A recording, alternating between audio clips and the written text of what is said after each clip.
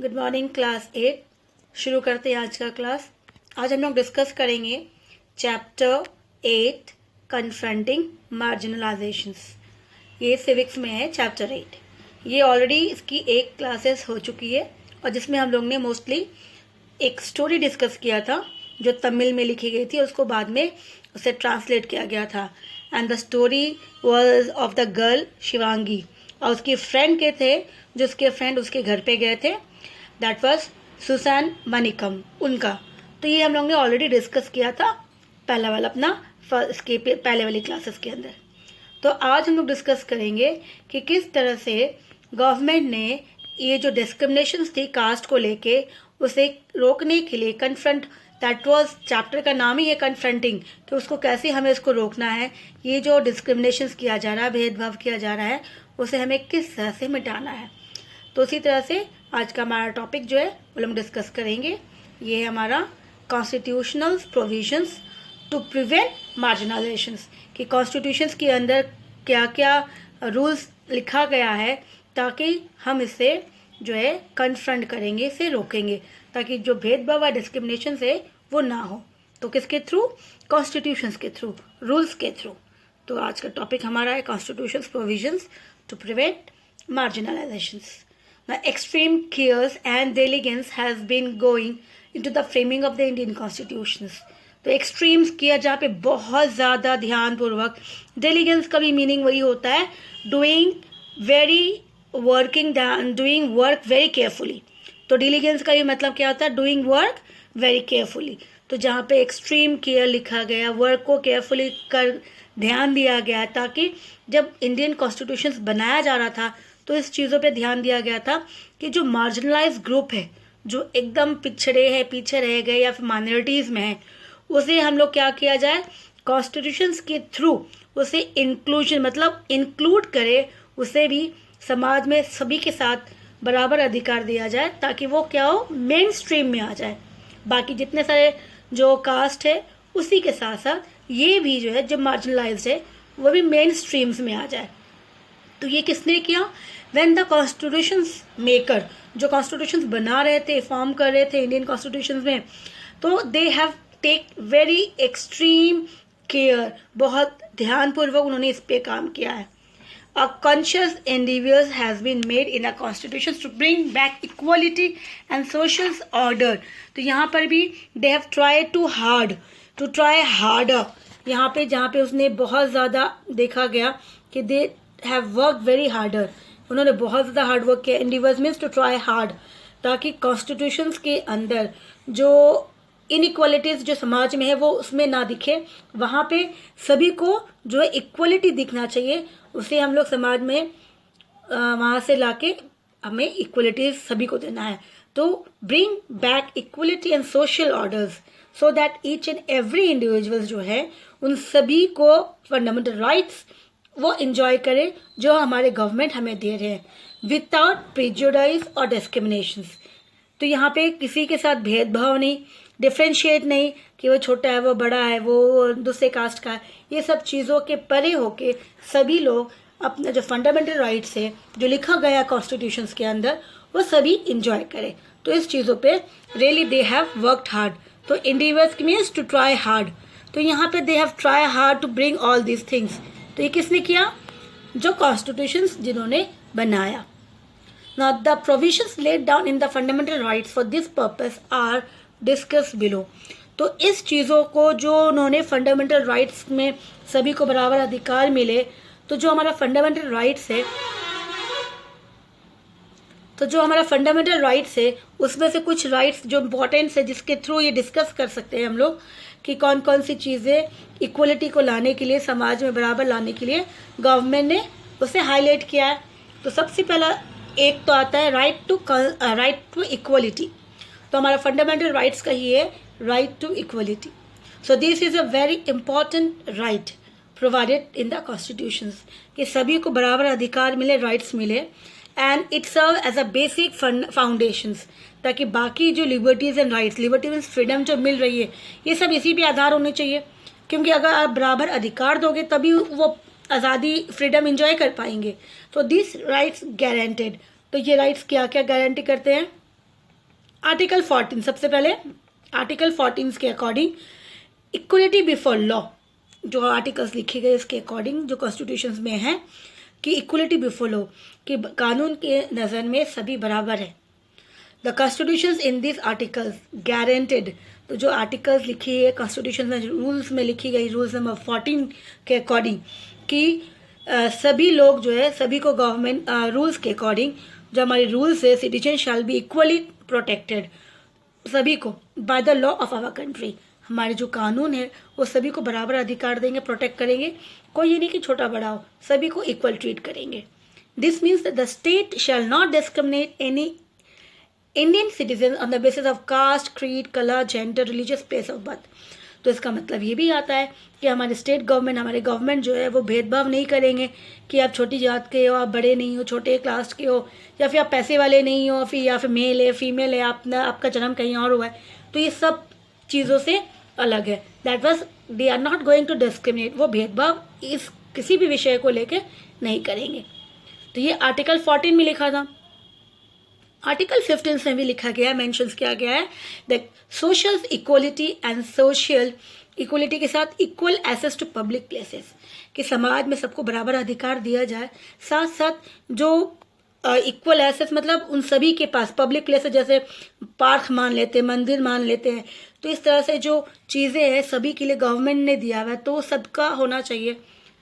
यहाँ पे ऐसा नहीं कि कोई कास्ट को अलाउ करेंगे दूसरे कास्ट को अलाउ नहीं किया जाएगा, तो it should not be done. तो इसीलिए सोशल इक्वलिटी के साथ इक्वल एक्सेस, कि सबके पास वो जाने का अधिकार हो, कहाँ, पब्लिक प्लेसेस में, जहाँ पे मतलब गवर्नमेंट, पब्लिक प्लेसेस सबके लिए है।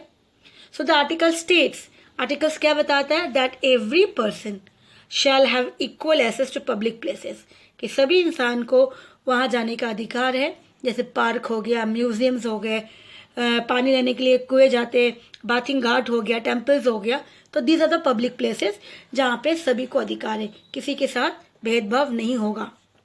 आर्टिकल 17 में भी क्या मेंशन करते हैं कि एबोलिशन ऑफ अनटचेबिलिटी, कि जो पहले लोग छुआछूत मानते थे, दलित से दूर रहते थे, उनसे परछाई से दूर भागते थे, उनके हाथों का पानी नहीं पीते थे, तो ये सब चीज़ें गवर्नमेंट ने एबोलाइज कर दिए, मिटा दिया है, हटा दिया है।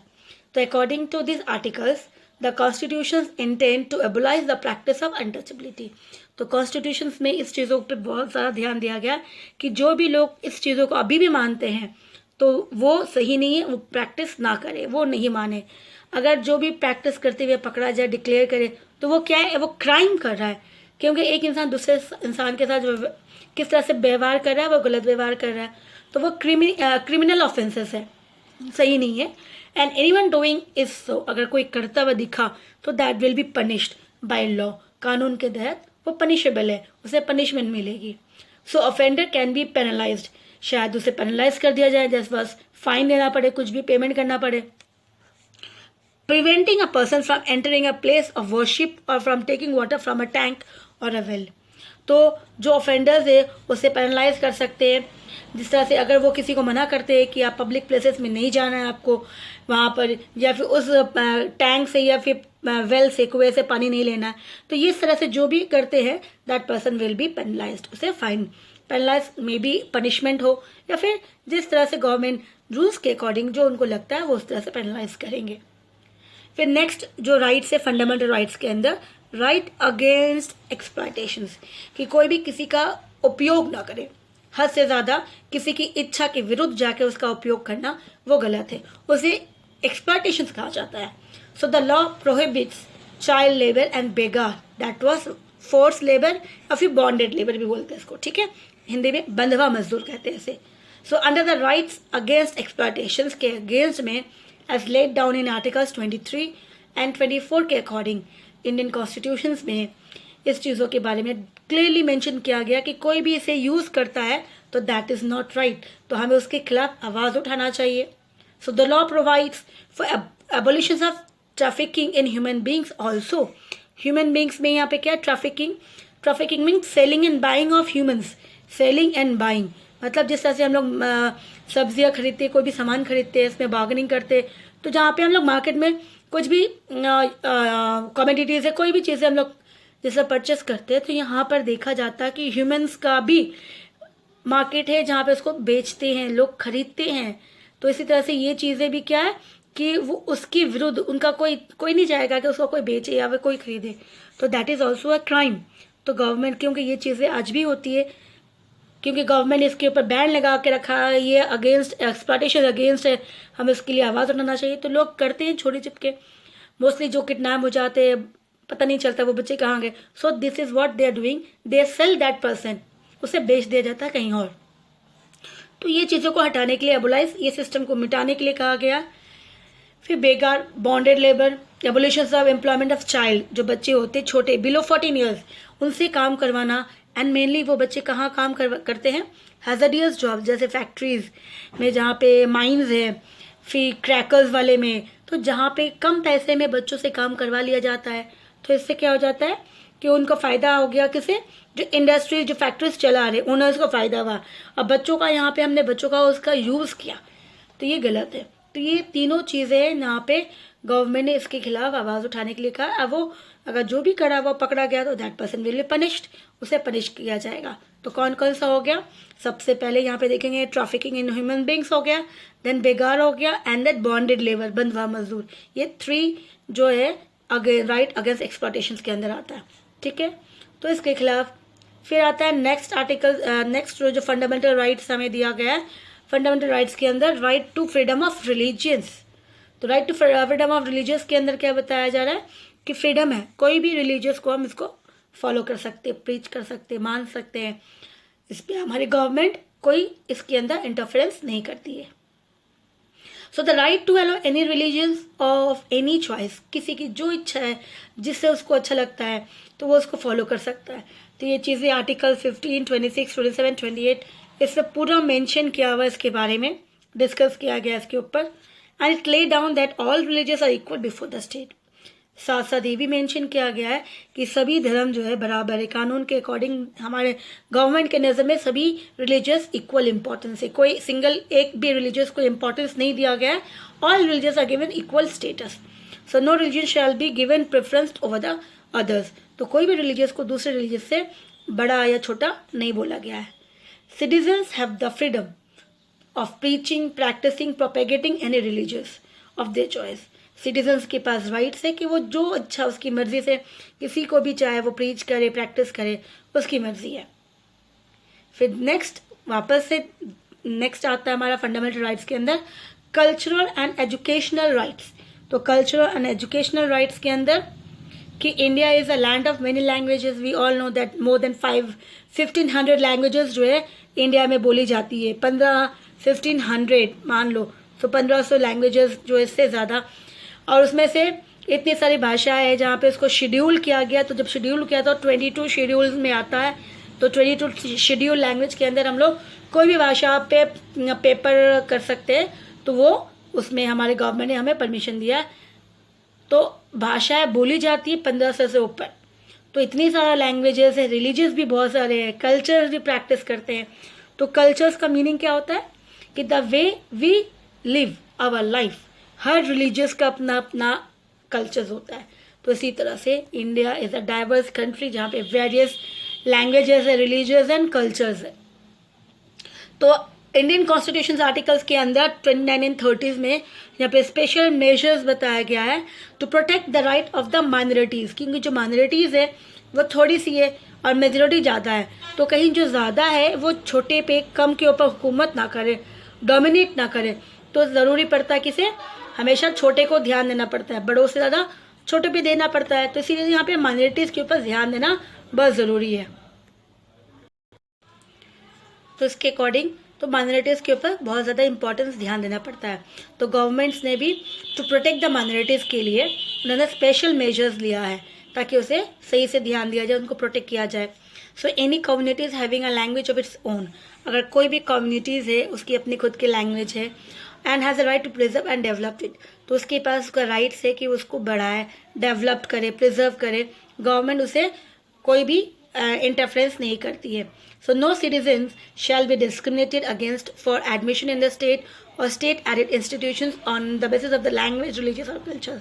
तो यहाँ पे कोई भी गवर्नमेंट जो उसको डिस्क्रिमिनेट नहीं करेंगी, भेदभाव नहीं करेंगी किसी भी इंस्टीट्यूट में जाएंगे आप अपने भाषा को लेके, रिलीजियस को लेके, कल्चर्स को लेके, तो वहाँ पे आपको एडमिशन इजीली मिलेगा। कोई भी इंस्टीट्यूट, जॉब से लेके, एजुकेशन से लेके, तो that is what governments is doing.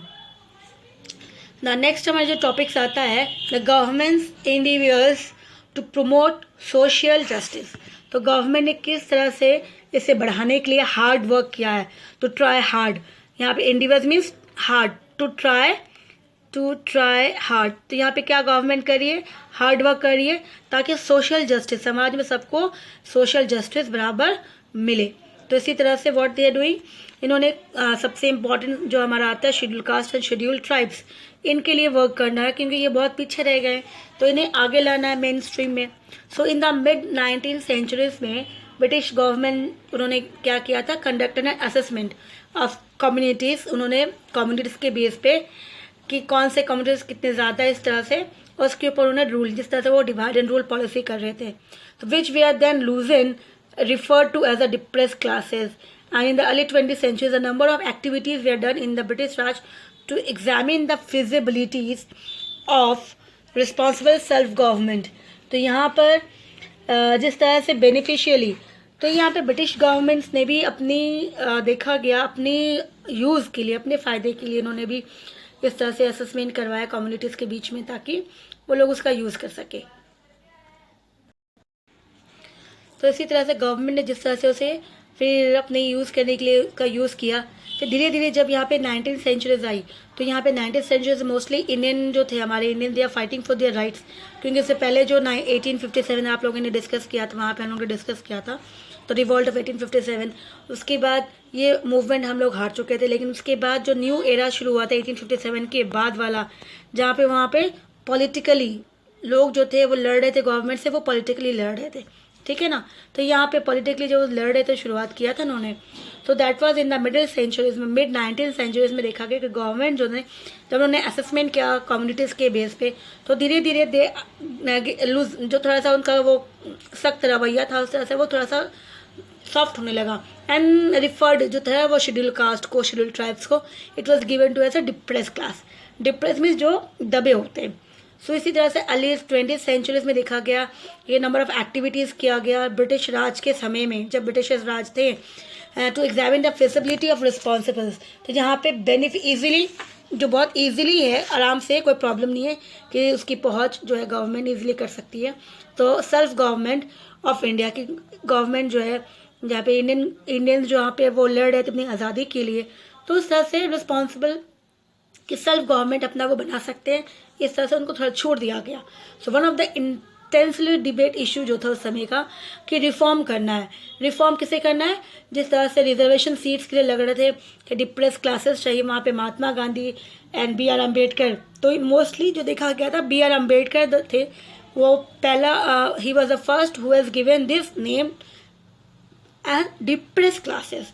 तो उनका हार्डवर्क के कारण, बिकॉज द मूवमेंट उन्होंने शुरुआत की थी, लड़ रहे थे कि schedule caste and schedule tribe, तो दलित के लिए, तो महात्मा गांधी ने भी उनको हरिजन का नाम दिया था। तो इसी तरह से that was the activities which was going on in that country during in our country, that in the 20th centuries. तो इसी तरह से इट वॉज स्टार्टेड। फिर 1935 में British brought in to the government, in the government of Indian act, जो Indian government act बनाया गया था, जहाँ पे इंडियन, जिस एरिया में इंडियंस जहाँ पे रूल कर रहे थे, इंडियंस को पावर दिया था ताकि वो इलेक्शन लड़े और वहाँ पे वो एज अ कंट्रोल करे, जिस तरह से पार्लियामेंट के अंदर उनका भी कोई पोस्ट हो, तो इस तरह से ऑटोनॉमी दिया गया था इंडियन प्रोविंसेस के अंदर।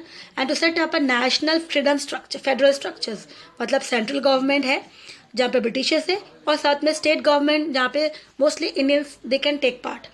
तो रिजर्वेशंस के लिए भी रखा गया कि रिजर्वेशंस डिप्रेस क्लासेस के लिए भी रिजर्वेशन होना चाहिए कि वो लोग भी वोट के लिए खड़े हो, चुनाव के लिए खड़े हो। तो was a feature of this act and the term schedule caste was way use for the first time. तो जब इन्होंने रिजर्वेशंस की जब बात उठी, तब उस समय ये पहला मुद्दा उठा था, शेड्यूल, पहली बार उन्होंने यूज़ किया था शेड्यूल कास्ट। तो यह मोस्टली देखा गया था यहाँ पे कि ये B.R. अम्बेडकर एंड महात्मा गांधी, ये दोनों की सहमति से इन लोगों ने इसका नाम जो था डिप्रेस क्लास से शेड्यूल कास्ट रखा गया था। तो इसी तरह से that was the first time which was used. Order of 1936 that contained a list of schedule caste across the British govern provinces, क्योंकि उस समय ब्रिटिश गवर्नमेंट रूल कर ही रहते इंडिया में, उन्होंने इंडिया को नहीं छोड़ा था. So this depress classes receive the mono culture that was the identity और डेजिग्नेशंस, जिसको हम बोल सकते हैं, जिसको उनको अपना पहचान मिला. ठीक है, हिंदी में बोल सकते हैं उनको अपनी पहचान मिली, अपनी डेजिग्नेशंस की. उसको वो जिस तरह से दलित से, डिप्रेस से, अब उनको नाम क्या दिया गया, डेजिग्नेशंस कहाँ मिला है, schedule caste and schedule tribes. तो ये जर्नी बहुत लंबा था और इजी नहीं था. सो दे हैव ऑल टुगेदर, सभी ने मिल के उसे लेकिन पॉसिबल किया, सक्सेस किया. So after independence the constituent assembly continued with the existing definitions of schedule caste and schedule tribes.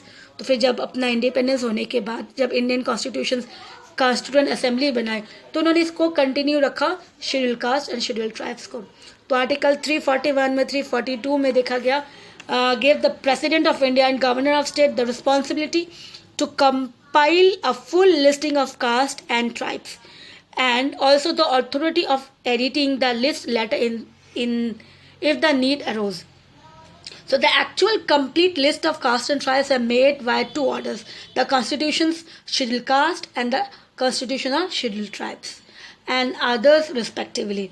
तो देखा गया जब इंडिपेंडेंस के बाद फिर जहाँ पे गवर्नर थे, प्रेसिडेंट थे, स्टेट्स में गवर्नर होते हैं और कंट्री के प्रेसिडेंट, तो इस तरह से मिलकर दे गिवन कि उनको एक लिस्ट मिले, शेड्यूल ट्राइब्स, कास्ट कितने हैं, ट्राइब्स कितने हैं, एंड उसके अकॉर्डिंग जो उन्होंने लिस्ट बना के दिया, that it was been to, mainly दो होना चाहिए, एक तो शेड्यूल कास्ट और दूसरा जो है शेड्यूल ट्राइब्स. तो उसी तरह से इट वॉज फॉर्म्ड.